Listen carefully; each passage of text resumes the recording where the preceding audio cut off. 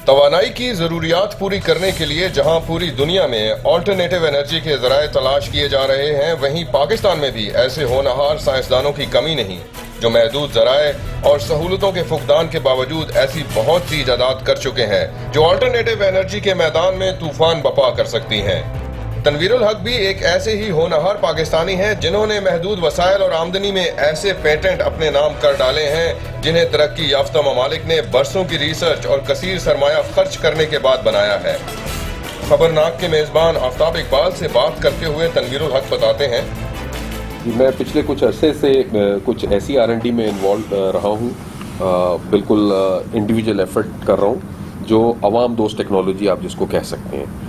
और मैंने ये सारा काम इस उससे किया था जो आजकल हमारे करंट इकोनॉमिकल क्राइसिस कह लीजिए और एनर्जी क्राइसिस कह लीजिए, और जो सबसे ज़्यादा फेस कर रही है जो कॉमन मैन है, जो गरीब आदमी है या मिडिल क्लास कह लें, उनके लिए जो प्रॉब्लम्स है।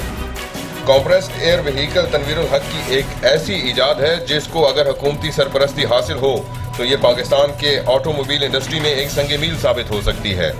हमने एक कंप्रेस्ड एयर व्हीकल डेवलप की है जो सिर्फ टोटली कंप्रेस्ड एयर से चल रही है, उसमें किसी किस्म का कोई fossil fuel, diesel, petrol, anything, वाह, वो सिर्फ हवा से चल रही है, उसमें कोई लुब्रिकेंट ऑयल तक भी इस्तेमाल नहीं हो रहा। अब इसके अंदर जो मेन कॉन्सेप्ट है वो मैंने डेवलप कर लिया है, जो अब आप डेमोन्स्ट्रेशन में देख भी रहे होंगे। और उसके अंदर हमें जो थोड़ी सी अब असिस्टेंस चाहिए गवर्नमेंट लेवल से, एक कंपोनेंट है जिसको हम कार्बन फाइबर कहते हैं, वो यहाँ अवेलेबल है, जिसके लिए मुझे इसका हाई प्रेशर टैंक बनाना है जो इसको कैरी करके चले। लेकिन हम उसके बगैर भी ट्राई करें, लेकिन मोटरसाइकिल आपके सामने चलती हालत में अब हम आपको दिखा रहे हैं ये इस वक्त, जो सिर्फ हवा से चल रहा है। इसको एंड टू एंड देख सकते हैं, इसको कोई भी वेट कर सकता है। इसका एडवांटेज कॉमन आदमी को ये है कि इसके अंदर अगर हम हवा भरवा लें 20 से 25 रुपए की, अगर कोई ले भी लेता है, अगर जो जहाँ बड़े कंप्रेसर रखे हुए हैं, टायर पंक्चर वाली शॉप्स और जो CNG स्टेशन है जो 3 दिन बंद रहते हैं बेसिकली CNG गैस की अनअवेलेबिलिटी की वजह से, वो कंप्रेसर्स यूज़ हो सकते हैं उन दिनों में जिस वक्त गैस अवेलेबल नहीं, इनको कंप्रेस्ड एयर देने के लिए। तनवीरुल हक ने एक ऐसा AC भी बनाया है जो 1.7 एम्पेयर पर काम करता है और इनका कहना है कि अगर इस एयर कंडीशनर के इस्तेमाल को आम किया जाए तो बिजली के बिलों में वाज़े कमी लाई जा सकती है और नेशनल ग्रिड पर बिजली का लोड भी कम हो सकता है। हमने एक बेड AC बनाया है 1.7 एम्पेयर के ऊपर रन कर। एक आम घर है हमारा, उसका जो एक बेडरूम साइज है वो तकरीबन एवरेज 2100 या 2200 क्यूबिक फुट एरिया होता है। ये जो AC है इसका कॉन्सेप्ट ये है कि आपने सोना होता है सिर्फ 7 foot by 6 foot by 3.5 foot के बेड पे, ठीक, तो आप पूरा कमरा ठंडा कर रहे हैं, हर चीज़ उसमें ठंडी हो रही है, जो कि बेकार बिजली ज़ाया जा रही है। आप सिर्फ उतने एरिया को ठंडा करें जितना है, वो बनता है तकरीबन 147 क्यूबिक फुट। अब आप 2200 क्यूबिक फुट के अगेंस्ट 147 क्यूबिक फुट को जब ठंडा करने चाह रहे हैं तो आपको एनर्जी उतनी ही कम चाहिए। वो 1800 वॉट ले रहा है AC, ये 310 वॉट ले रहा है। इसको जब मैं 10 घंटे के ड्यूटी साइकिल पे लेके आता हूँ तो मेरा बिल आ रहा है 980 रुपये माहाना।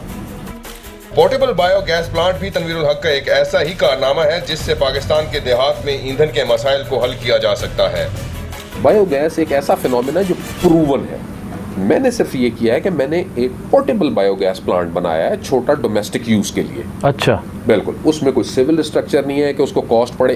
इट इज़ सो चीप, इंतहाई कम कीमत है और इंतहाई आसान है इस्तेमाल में। जैसे प्लग एंड प्ले फीचर आप जिसको कहते हैं, आप उठा के ले जाइए, उर्दू में जिसे आप गोबर गैस कहते हैं, आपने वही गोबर उसमें डालना है। उस गोबर का जो रेजिड्यू है आफ्टर यूजिंग द गैस, जो आप चूल्हा जलाने के लिए, अपना गीज़र चलाने के लिए, और इवन एक छोटी सी किट के साथ आप उसके साथ अपना जनरेटर भी 1 kVA 2 kVA का रन कर सकते हैं। अच्छा। So again you are saving lot of capex, lot of forex in terms of importing oils and all that, और आप नेशनल ग्रिड पे लोड कम कर सकते हैं। तनवीरुल हक का कहना है कि अगर इनकी इजादात को हुकूमती सरपरस्ती हासिल हो तो पाकिस्तान की इकॉनमी में ऑल्टरनेटिव एनर्जी से एक रेवोल्यूशन लाया जा सकता है और 6 माह में पाकिस्तान की इकॉनमी को टर्न अराउंड किया जा सकता है। अब देखना यह है कि अरबाब इख्तियार किस हद तक तनवीरुल हक और इस जैसे दूसरे टैलेंट को मुल्क की तरक्की के लिए बरूए कार लाते हैं।